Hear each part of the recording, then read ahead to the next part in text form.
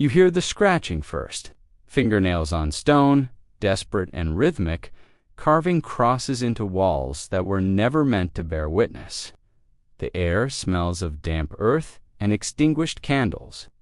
Somewhere above, the Ottoman court celebrates another conquest, another expansion of empire.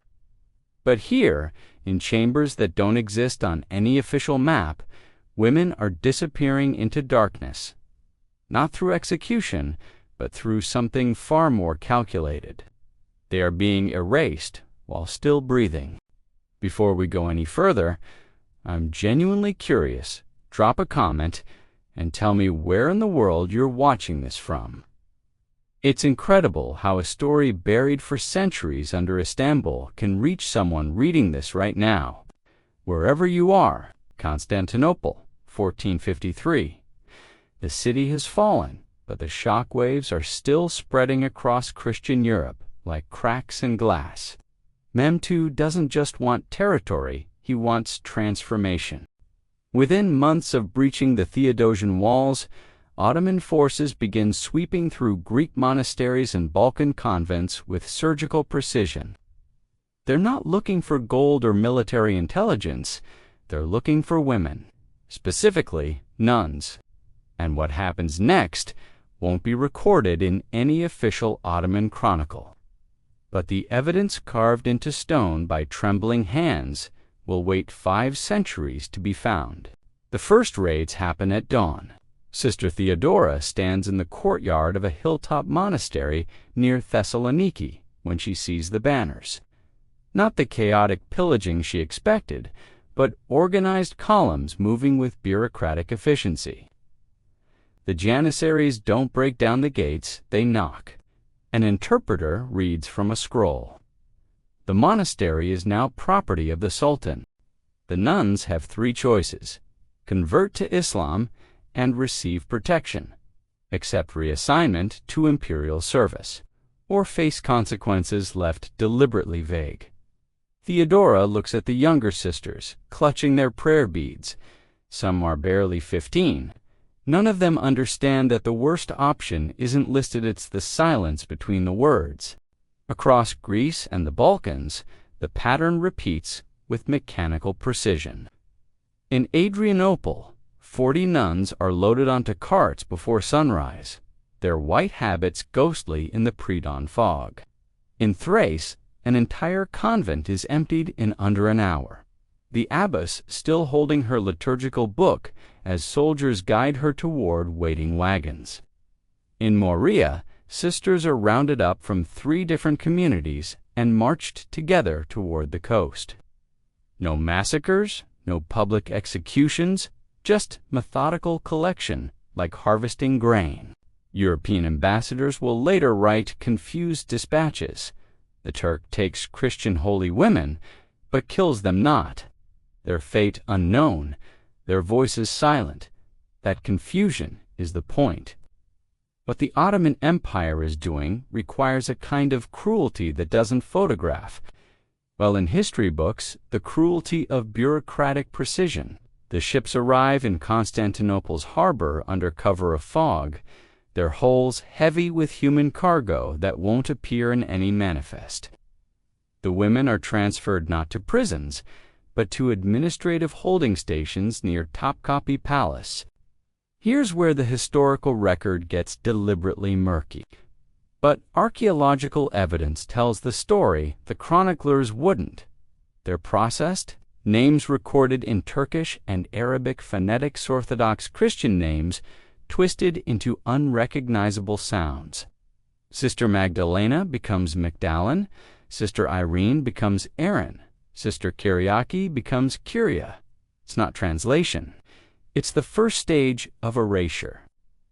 Each mispronunciation, each syllable lost in transcription, is a small death of identity. Then comes the offer. Ottoman efficiency isn't just about conquest. It's about conversion, about absorption, about making enemies vanish, not through violence, but through transformation. Islamic law is clear. People of the book can be protected, but defiant Christians, especially those who've taken holy vows, represent a theological problem. The solution is elegant and monstrous. The nuns are given a choice, repeated daily with increasing pressure: accept Islam and receive a position in the imperial household teaching, weaving, serving high-ranking families.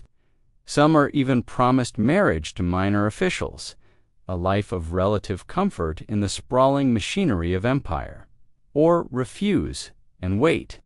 What they're waiting for is never explicitly stated. The presentations happen in a converted Byzantine chapel, the frescoes now whitewashed, the altar removed. An imam speaks through an interpreter, his voice reasonable, almost gentle. He talks about the shared roots of Christianity and Islam, about how their devotion to God need not end, only evolve.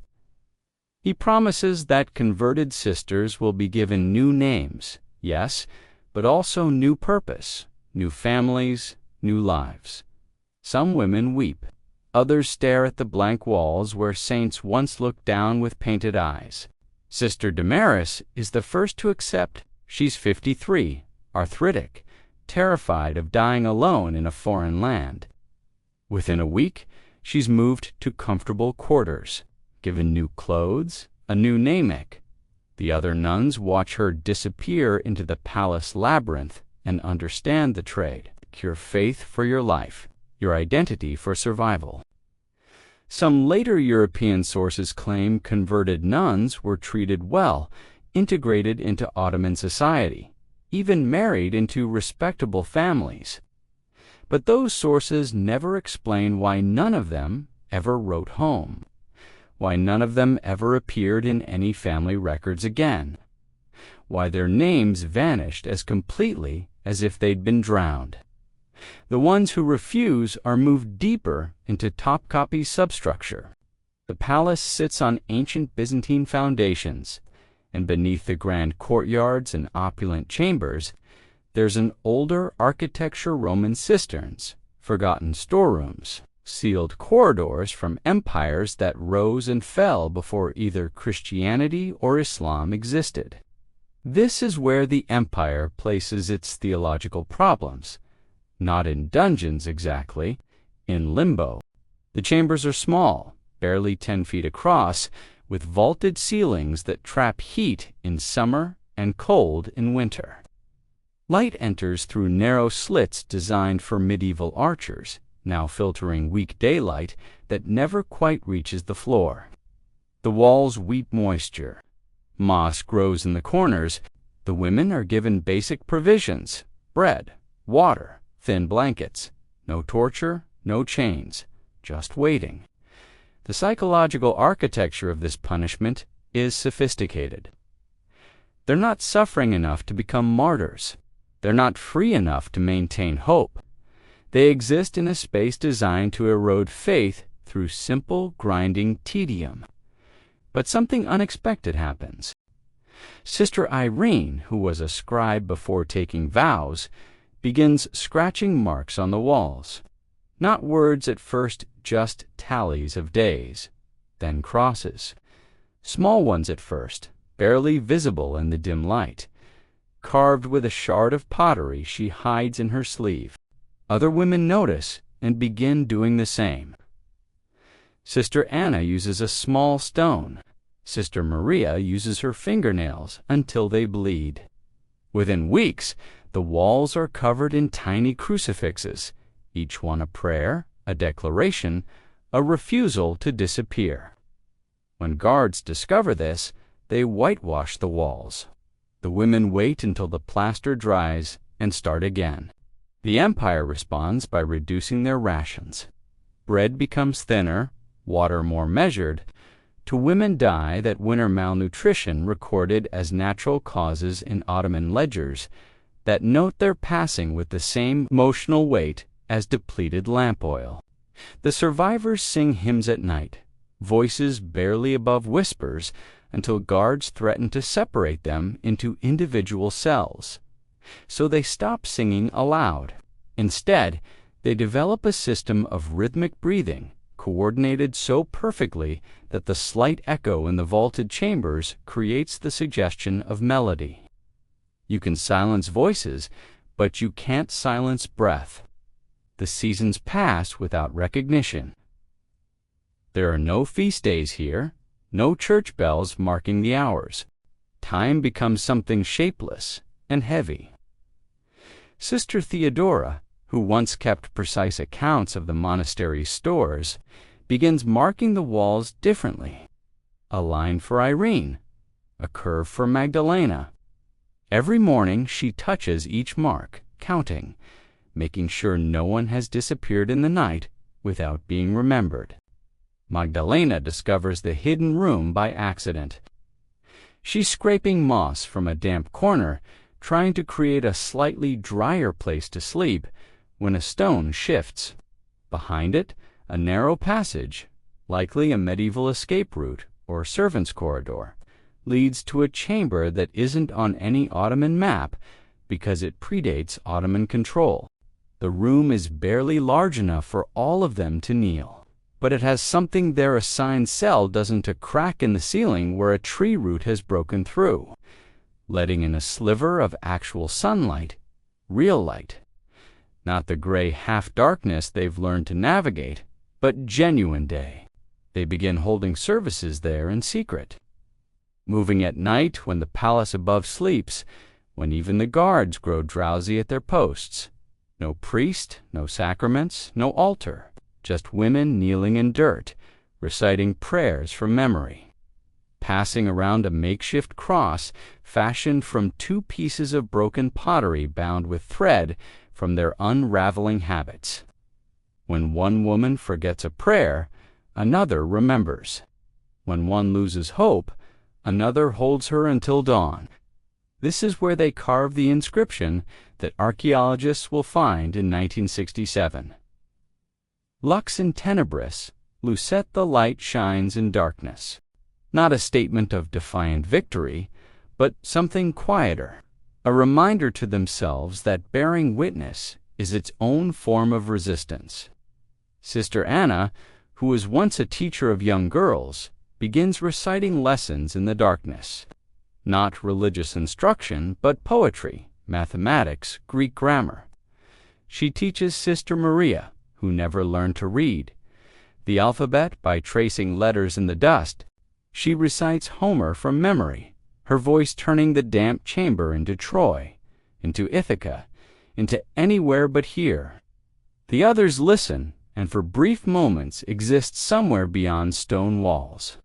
The empire can control their bodies, their movements, their food, but in the darkness, their minds travel freely. Years pass. The Ottoman records are frustratingly vague.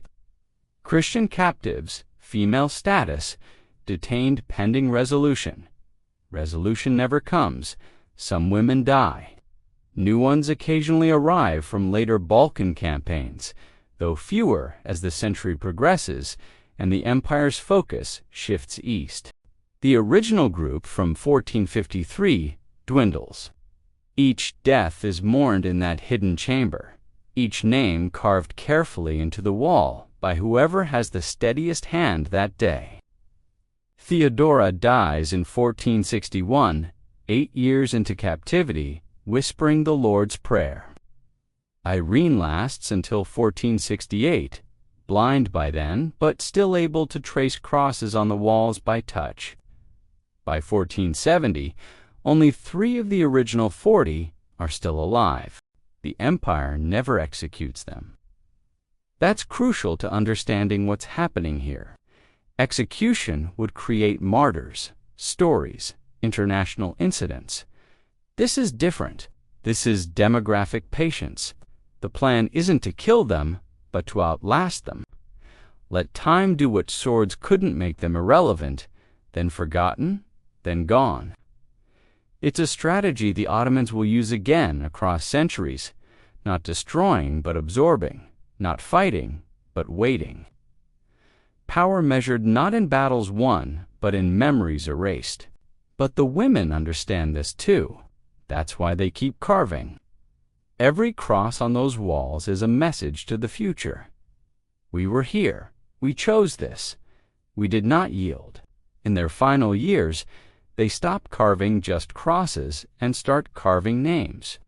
Each woman inscribes her baptismal name, her convent, her hometown, a roster of the erased, written by the erased, for anyone who might someday break through that sealed wall and wonder. Sister Magdalena's hand shakes as she carves, but she presses hard enough to make the letters deep enough to survive. The guards change over the years. Some are curious about these women who won't convert, won't die quickly, won't do anything but wait. One guard, younger than the others, asks through the slot in the door why they don't just say the words, just speak the Shahada, live in comfort, survive. Sister Maria answers from the darkness, because the words we said first still matter. He doesn't understand. How can sounds, syllables spoken decades ago be worth this? But he stops asking.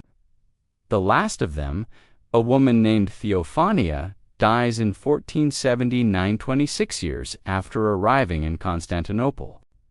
Ottoman maintenance records note, without emotion, that a storage chamber beneath the third courtyard can now be repurposed. The room is sealed with brick and mortar, each layer applied with the same care used for any palace wall. The entrance plastered over and painted. Within a decade, everyone who knew that chamber existed has died or moved on. The palace expands above it. Gardens are planted. Tulips bloom in soil fertilized with ash and bone. Ambassadors walk those gardens, discussing treaties and trade. Sultans parade their power across courtyards paved with marble, and beneath it all, in perfect darkness, crosses wait. For nearly 500 years, nothing. Then, in the summer of 1967, Turkish archaeologists are surveying Topkapi's foundations for structural repairs. The palace is now a museum, its chambers filled with tourists and relics. Ground-penetrating sonar detects an anomaly of void where solid earth should be. They break through carefully, expecting a collapsed cistern or ancient storage room. Instead, they find walls covered in crosses, hundreds of them carved with fingernails, pottery shards, probably small stones, and in the center, scratched deep enough to survive centuries of humidity, names, dates, that Latin phrase still faintly visible. The discovery causes a minor academic sensation and a major diplomatic silence. Turkish authorities don't publicize it widely. Greek and Serbian churches claim it as proof of Ottoman persecution. Historians argue over interpretation. Were these women prisoners of war, religious refugees, or something without a modern category? What everyone agrees on, these women chose this. They could have converted, they could have spoken the words, taken the new names, walked into sunlight and survival. They chose darkness instead. But here's the detail that haunts me most. When archaeologists carefully excavated the chamber, they found in the corner where the makeshift cross had been placed a small depression in the stone floor, worn smooth by years of kneeling, and in that smooth stone they found threads fragments of fabric preserved by the particular mineral composition of the groundwater seeping through Byzantine foundations. When analyzed, the threads were linen undyed, the kind used for monastic habits in 15th century Greek Orthodox convents, which means this: for years, possibly decades, women knelt in that darkness, wearing clothes that were literally falling apart, until nothing remained but threads pressed into stone. And still they knelt, still they prayed, still they carved crosses into walls no one would see for 5 centuries. Among the carved names, archaeologists found something else: small marks, like tallies, but more complex. It took a Byzantine historian to decode them. They're a calendar. The women were tracking feast days: Christmas, Easter, Pentecost. Even in complete isolation, even without bells or sunlight or any external reference, they maintained the liturgical year. When the guard changed, when new women arrived, someone must have whispered the date. And they kept time, not by seasons or sultans, but by the rhythm of a faith they refused to abandon.